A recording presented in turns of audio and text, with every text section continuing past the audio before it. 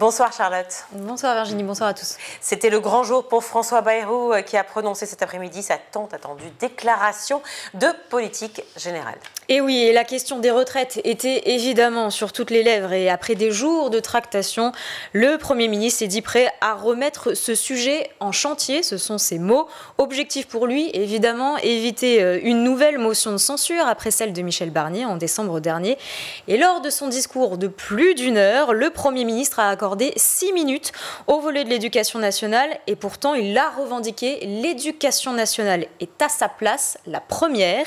C'est ce qu'il a dit, un ministère qui lui tient à cœur, évidemment, lui ancien enseignant. Et c'est d'ailleurs par ça qu'il a commencé pour aborder le sujet. Écoutez-le. Une des fiertés de ma vie est d'avoir été un enseignant de l'éducation nationale et d'avoir des enfants enseignants de l'éducation nationale. Une des fiertés de ce gouvernement est d'avoir placé en premier le ministère de l'Éducation nationale, de l'enseignement supérieur et de la recherche et de l'avoir confié à une femme au parcours exemplaire qui est en ce moment au Sénat en train de lire la même déclaration de politique générale. Mais comment accepter que l'école française, qui était la première au monde, se voit classé au rang qui est le sien aujourd'hui, en mathématiques comme en lecture. Après certains constats, si la suspension de la suppression des 4000 postes d'enseignants était attendue, François Bayrou ne l'a pourtant pas annoncé. En revanche, le Premier ministre a presque chanté les louanges des enseignants en France. Des enseignants, je cite, magnifiques, pour reprendre donc ces mots, comme une marque de confiance qui leur était adressée. Après avoir rappelé sa volonté de faire perdurer l'égalité des chances dans le système scolaire, il a aussi évoqué les combats à mener. Écoutez-le. Parmi les combats à mener, la promotion de la lecture contre le monopole des écrans. Je sais qu'un chemin est possible en formant mieux nos professeurs afin de mieux les préparer. Je sais les difficultés parce que les écrans ont pris désormais le pas sur tout autre mécanisme de transmission des connaissances.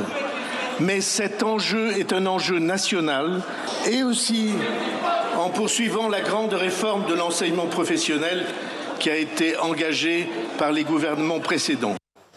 Il a aussi mentionné une grande consultation sur le temps scolaire et les réformes sur la formation initiale et continue.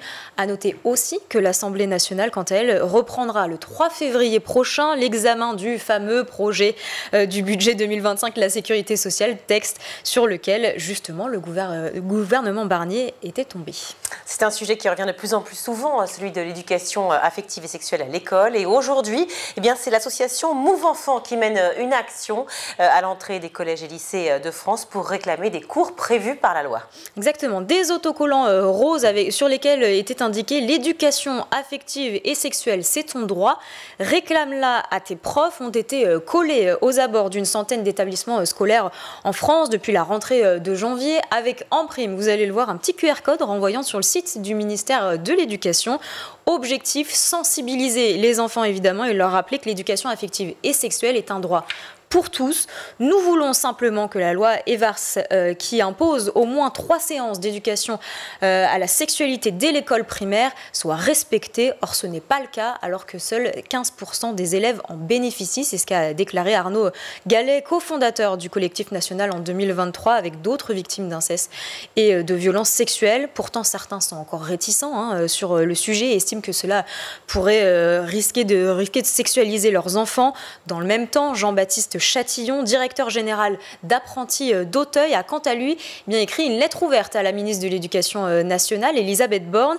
Lettre dans laquelle il rappelle certains chiffres alarmants. 42% des garçons et 21% des filles découvrent la sexualité avec la pornographie. Un jeune sur 3 trouve acceptable d'envoyer une photo de soi nue. Un jeune sur 2 a déjà accepté une relation sexuelle sans en avoir envie. Et 1 sur 4 estime qu'une fille peut aimer être forcée. Ces chiffres alarmants nous obligent, nous, communauté des adultes impliqués dans l'éducation des jeunes générations. Ces chiffres s'aggraveront si nous continuons à nous dérober. Voilà ce qu'a dit donc le directeur de la Fondation catholique d'apprentis d'Auteuil, Jean-Baptiste Chatillon. Des enfants, justement, la France en fait de moins en moins. La natalité devrait encore baisser en 2024 vers un nouveau chiffre, le plus bas historique. Et oui, entre janvier et novembre 2024, le nombre de naissances a reculé de 2,8% en France par rapport à la même période l'année précédente et pourrait ainsi atteindre, vous l'avez dit, un niveau plus bas, le plus bas historique sur l'ensemble de l'année, selon les statistiques de l'INSEE publiées la semaine dernière.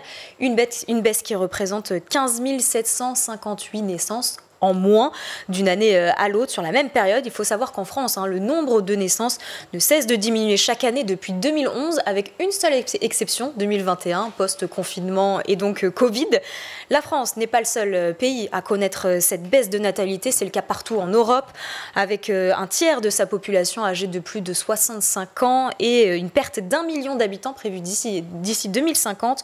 L'Union européenne est mal en point, la Chine, le Japon, les États-Unis sont eux aussi confrontés à ce problème démographique qui pourra évidemment avoir des répercussions sur le travail, le système de retraite en France et de santé aussi.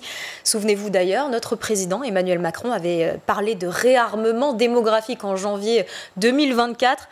Encore un grand défi de plus pour ce quinquennat de Emmanuel Macron.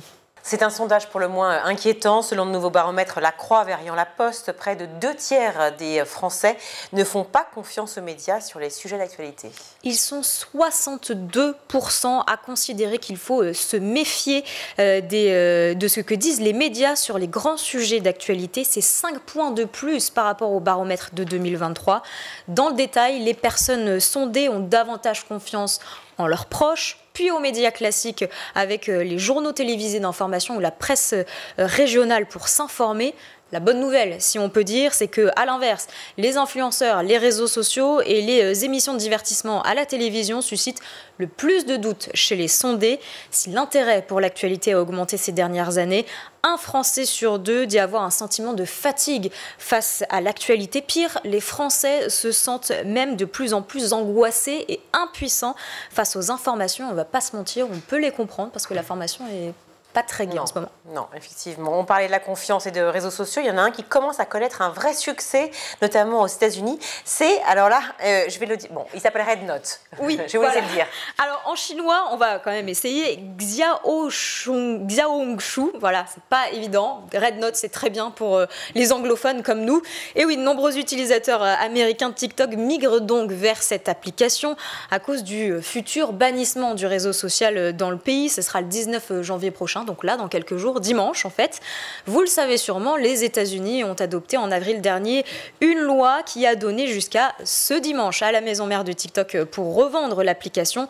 Une application qui compte 170 millions d'utilisateurs dans le pays. Les autorités américaines disent vouloir prévenir tout risque d'espionnage de la Chine. Alors c'est un peu raté quand on sait justement que Xiaohongshu, donc Red Note, une application qui est chinoise, était en tête des téléchargements d'applications gratuites sur l'Apple Store américain. D'ailleurs, plusieurs créateurs de TikTok ont fait la promotion sur leur compte de la plateforme, encourageant même leurs abonnés à passer sur le réseau social, boycottant ainsi Facebook et Instagram, les réseaux sociaux de Meta qu'ils accusent tout simplement d'avoir fait du lobby pour obtenir l'interdiction de TikTok. Affaire à suivre dimanche, donc, pour savoir si un miracle ou Elon Musk aura sauvé le réseau social aux États-Unis. Merci beaucoup, Charlotte.